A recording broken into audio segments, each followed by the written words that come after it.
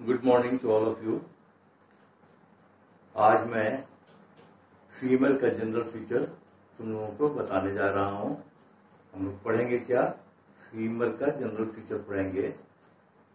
ये female bone है और सबसे पहले हम लोग करते ये हैं कि ये पहचानने की कोशिश करते हैं कि इसमें क्या बनावट है ना।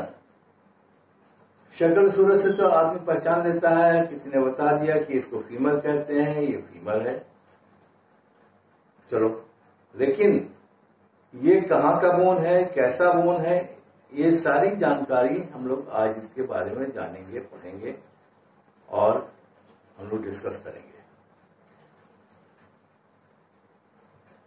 ये एक लंबी बोन है, स्ट्रॉन्ग बोन है और ये हमारी थाई की बोन है और ये हमारे लोअर लिम्ब की सेकंड बोन है और ये सबसे लंबी बोन होती है हमारे बॉडी की।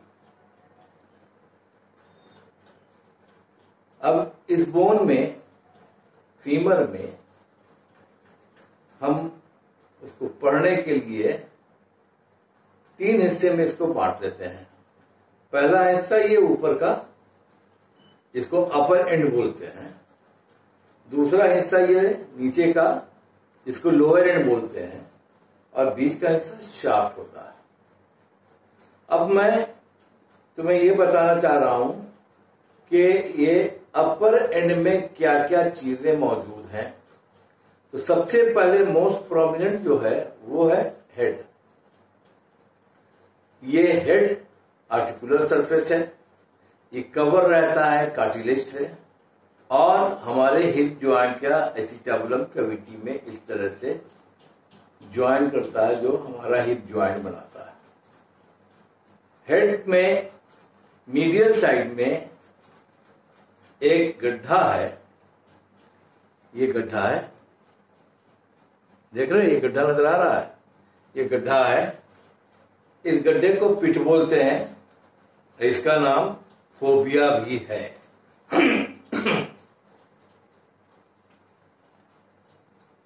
हेड के बाद एक नेक है। क्या है? नेक है। ये यहां से यहां तक नेक है। नेक में 2 सरफेसेस होते हैं, ये आगे का सरफेस, ये पीछे का सरफेस। आगे का सरफेस फ्लैट होता है, पीछे का सरफेस इंक्लाइन होता है। उसके बाद ये हमारा ग्रेटर ट्रोकेंटर है। इसमें 2 ट्रोकेंटर होते हैं, एक ग्रेटर, दूसरा लेसर।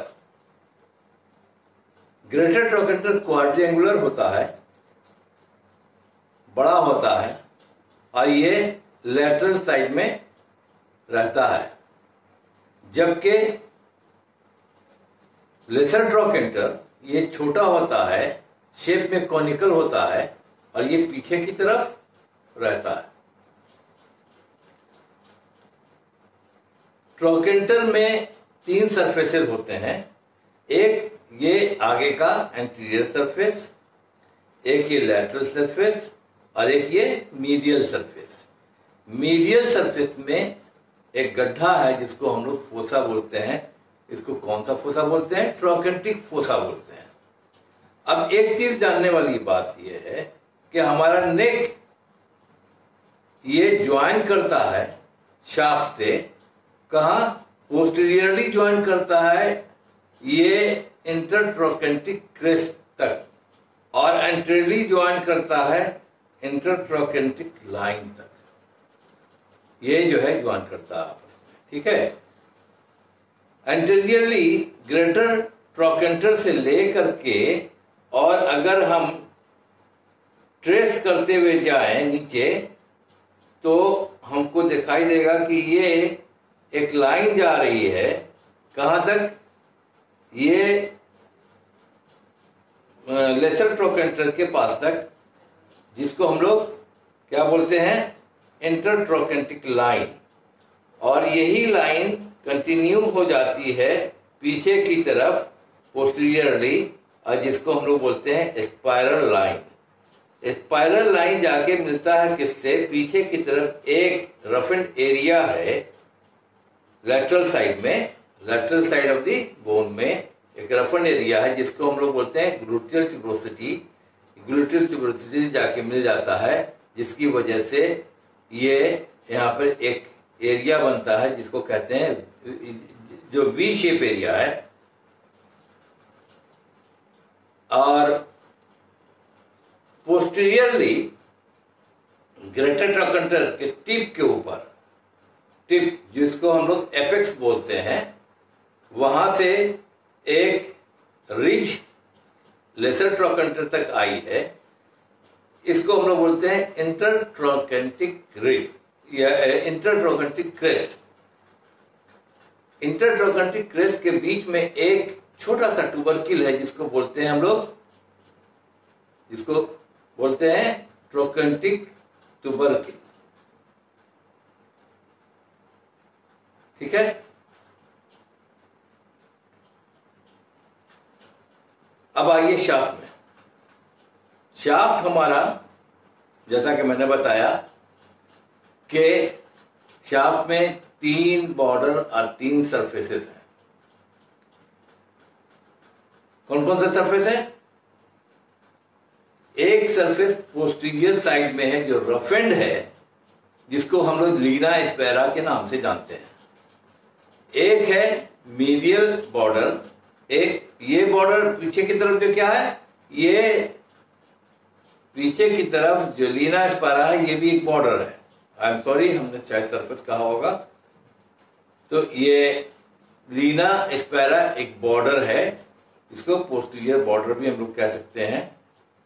और एक बॉर्डर हमारा मिडिल साइड में है। अगर उंगलियों को इस तरह से हम ट्रेस करते जाएं तो ये हमारा कंटिन्यू कर जाता है आपके मीडियल कॉन्डाइल के लाइन में, ट्रोकेंटिक लाइन में। और उसी तरह से हम लेटरल साइड में देखेंगे तो बिलो द ग्रेटर ट्रोकेंटर अगर हम ट्रेस करते जाएंगे तो ये हमको एक लाइन मिलेगा जो लेटरल कॉन्डाइल में जाकर के मर्ज कर जाता है।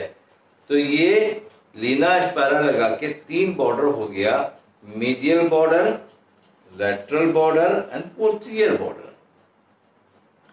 अब सरफेस की बात करें हम लोग तो ये मीडियल बॉर्डर और लेटरल बॉर्डर के बीच में जो सरफेस है इसको हम लोग बोलते हैं एंटीरियर सरफेस। तुम देखोगे कि ये एंटीरियर सरफेस बहुत स्मूथ है और राउंडेड है। अब आगे का सरफेस जो क्या है, कॉन्वेक्स है, पीछे का कॉन्केव है। हम इस ये लेटरल बॉर्डर और पोस्टीरियर बॉर्डर के बीच में जो सरफेस है ये हमारा लेटरल सरफेस है, और मीडियल बॉर्डर और पोस्टीरियर बॉर्डर के बीच में जो सरफेस है ये मीडियल सरफेस है। लेकिन ये पोस्टीरियर साइड में ज्यादा प्रोमिनेंट दिखाई देता है। अब ये जो हमारा लीना एस्पेरा है, लीना एस्पेरा के 2 लीफ होते हैं, इनर लीफ, आउटर लीफ, यानी मीडियल लीफ और लेटरल लीफ। ये लीना एस्पेरा ऊपर की जानिब अगर तुम जाओगे देखोगे तो अगर उंगली को ट्रेस करोगे तो ये जाकर के तुम्हारा मिल जाता है लेसर ट्यूबरकिल के पास, और लेटरल लीफ जो है ये हमारा जाके मिल जाता है किस पर, ग्लूटियल ट्यूबरोसिटी के पास, जिसकी वजह से यहां पर एक शेप बनता है जिसको वी शेप बोलते हैं। ये एक सरफेस पैदा करता है और वो सरफेस हमारा पोस्टीरियर सरफेस होता है। तो हमारे शाफ्ट में in the middle we can say कि मिडिल में इसके 3 बॉर्डर और 3 सरफेस है, लेकिन ऊपर में और नीचे में 4 बॉर्डर और 4 सरफेस हो सकते हैं। क्योंकि लीना एस्पेरा हमारा नीचे की तरफ भी आपके मीडियल लिप ऑफ लीना एस्पारा और लेटरल लिप ऑफ लीना एस्पारा, ये दोनों एक लेटरली एक मीडियली जाके मर्ज कर जाता है कॉन्डाइल से, इसलिए पीछे में एक सरफेस बनता है। ये सरफेस हमारा पॉप्लिटियल सरफेस कहलाता है। तो यहाँ पोस्टीरियर सरफेस कहलाया, ये पॉप्लिटियल सरफेस कहलाया। अब यहाँ देखेंगे हम लोग, तो ये मीडियल सरफेस हो गया, ये एंटीरियर सरफेस हो गया, ये लेटरल सरफेस हो गया, ये पॉप्लिटियल सरफेस हो गया। तो we are having 4 surfaces here in the lower part, lower expanded part, है ना। लोअर एक्सपेंडेड पार्ट में 4 सरफेसेस हो गए। अब नीचे की तरफ हम आते हैं तो हमको दिखाई देता है कॉन्डाइल, है ना। तो ये हमारा मीडियल कॉन्डाइल है, ये हमारा लेटरल कॉन्डाइल है। मीडियल कॉन्डाइल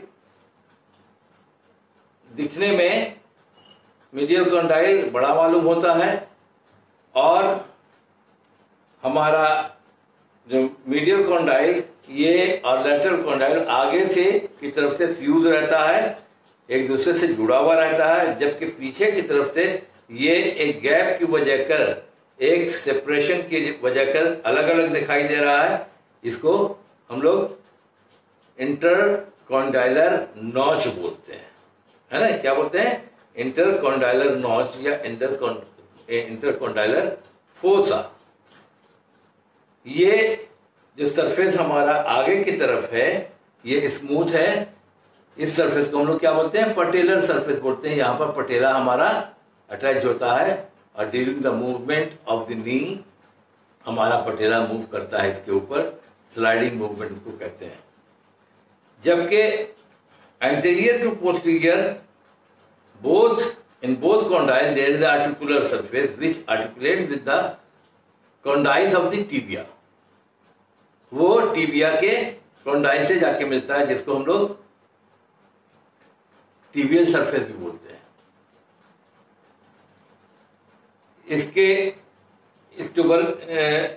इस कॉन्डाइल के यानी मीडियल कॉन्डाइल के ऊपर एक उभार है इस जगह पर, जिसको हम लोग मीडियल एपिकॉन्डाइल बोलते हैं, और इस जगह पर जो उभार है यानी लेटरल कॉन्डाइल के ऊपर, ये हम इसको लेटरल एपिकॉन्डाइल बोलते हैं।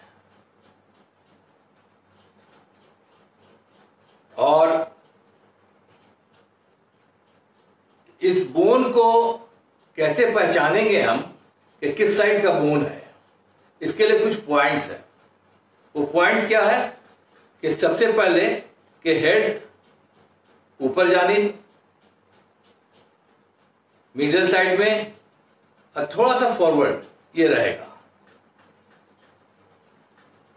हमारा ग्रेटर ट्रोकेंटर लेटरल के साइड में रहेगा, लेसर ट्रोकेंटर पीछे की तरफ रहेगा, लीना एस्पायरा पीछे की तरफ रहेगा, लेटरल कॉन्डाइल लेटरली रहेगा, मीडियल कॉन्डाइल मीडियली रहेगा।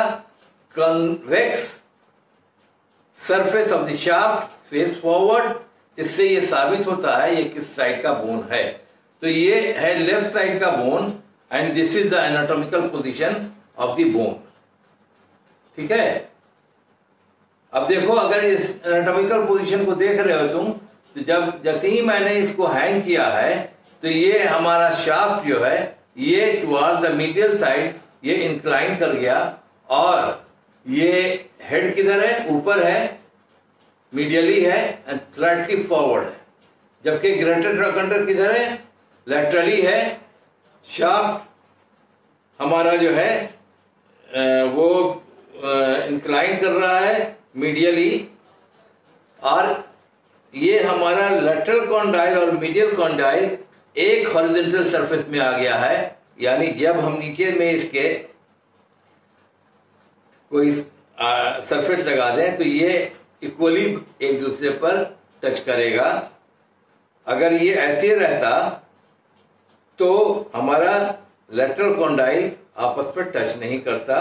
इसका मतलब ये है कि इस पोजीशन में ही, एनाटॉमिकल पोजीशन ही में टच करता है। इसका मतलब क्या है कि टीबिया का जो कॉन्डाइल है वो इसी तरह से इसमें सेट रहता है।